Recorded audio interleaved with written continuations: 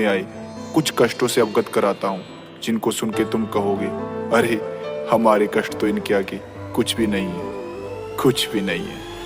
घर कष्ट तुम्हें बतलाने बैठा, सुनते सुनते रो दोगे। और सच्चे हिंदू हो तो सुन लो, अपना यापा खो दोगे। मैं एक एक इतिहास का पन्ना खोज के सामने रख दूंगा। पहले तुम मेरी बातें सुनो, फिर तुम्हें भी कहने का हक दूंगा। अरे कृष्णा जी के दुख तो उनके जन्म से पहले शुरू हुए। वो पृथ्वी पर कष्टों से गिर के गीता ज्ञान के गुरु हुए। तुम तुच्छ मानव हो, कष्ट तुम्हारे उनके आगे फीके हैं। भाई गौर से सुनना, एक एक मैंने शब्द सोच के लिखे। माँ देव की और श्री वासुदेव को काल कोठरी में डाल दिया। तुम सोच सको ना कंस ने जेल में कैसा उनका हाल किया। अरे जन्म से पहले कंस ने उनके 6 भाई मार दिए। उनकी माता को कैद रखा और पिता के अस्त्र उतार दिए। अरे जन्म भी जिसका जेल में हो वो कितना भाग्यशाली है। उस नन्हे से बालक के ऊपर विपदा आने वाली है। कृष्णा के रक्त के प्यासे उनके मामा कंस उड़ीक में है। उस मूर्ख को अब कौन बताए, अंत तेरा नजदीक में है। जब कान्हा जी का जन्म हुआ तो वक्त ही सारा थम गया। वहाँ एक एक जो सैनिक था वो बर्फ की भांति जम गया। वसुदेव के बंधन टूट गए,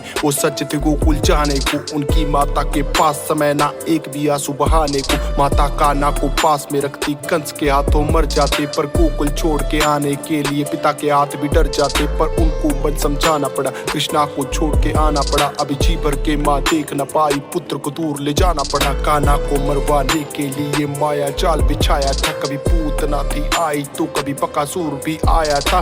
किंतु नन्हे से कृष्णा को बार नहीं कोई पाया था। नागकालिया को यमुना से कृष्णा ने भगाया था। गोवर्धन पर्वत की पूजा की तो इंद्र रूठ गए।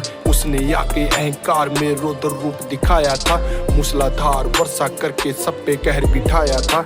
इंद्र के प्रकोप से फिर कान्हा ने बचाया था। जिस माँ ने जन्म दिया उससे बालपन में दूर हुए। जिसने पाला पोसा उसको छोड़ने पर मजबूर हुए। प्रेम राधा को किया तो उनसे प्यार ना हो पाया।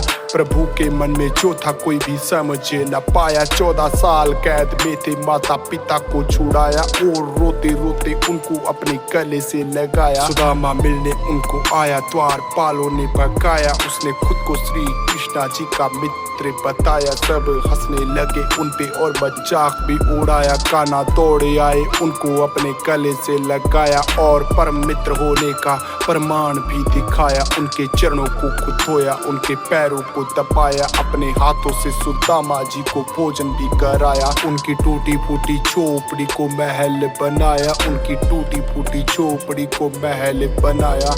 हाथों से सुदामा जी को भोजन भी कराया। 16,000 कन्या कैद में थी, उनको था छुड़ाया। नरकासुर को भी मारा, सबको उनके घर पहुंचाया। इतने साल किसके साथ में थी, सबने प्रश्न उठाया। और किसी भी कन्या को ना था किसी ने अपनाया। तब दुखी होके लौटी कन्या कृष्णा जी के पास। बोली, प्रभु हमको जिंदा रख लो, तुम हो अंतिम आस। सबके मान को बचाने खातिर उनसे प्यार रचाया। और द्वारका में लाए अधिकार भी दिलाया। द्रौपदी की लाज रखी, उसके मान को बचाया। भरी सभा में हो रहे वस्त्र हरण से बचाया। फिर स्त्री मर्यादा खातिर धर्म युद्ध रचाया। अर्जुन हुए जो भयभीत, उसको गीता ज्ञान सुनाया। तब जाके उसको अपना यथा रूप भी दिखाया। उसके हाथों सब पापियों का नाश भी करवाया। देके श्राप अश्वत्थामा को फिर अमर भी बनाया। अपना नाम देके बर्बरीक को खाटू श्याम बनाया। बीचों बीच समंदर में एक नगरी बसाई,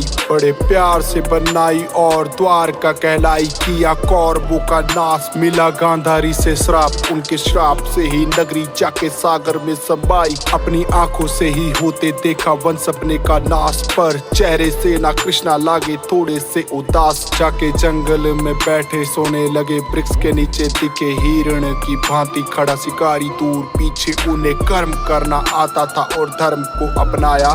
खुद का अंत बाली रूपी चरा से करवाया। भील से करवाया, शिकारी से करवाया। खुद का अंत बाली रूपी भील से करवाया। बाली को त्रेता युग में श्री राम ने छुप कर तीर मारा था, तो द्वापर युग में उसी बाली का जन्म एक शिकारी के रूप में हुआ। जो कर्म किए हैं उनका फल भुगतना पड़ता है, चाहे इस जन्म में नहीं तो अगले जन्म में ही सही।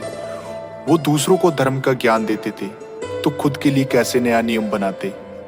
दुख झेले, पीड़ा झेली, फिर भी अपने कर्म किए। ऐसे ही नहीं वो कृष्णा कहलाते, ऐसे ही नहीं वो कृष्णा कहलाते।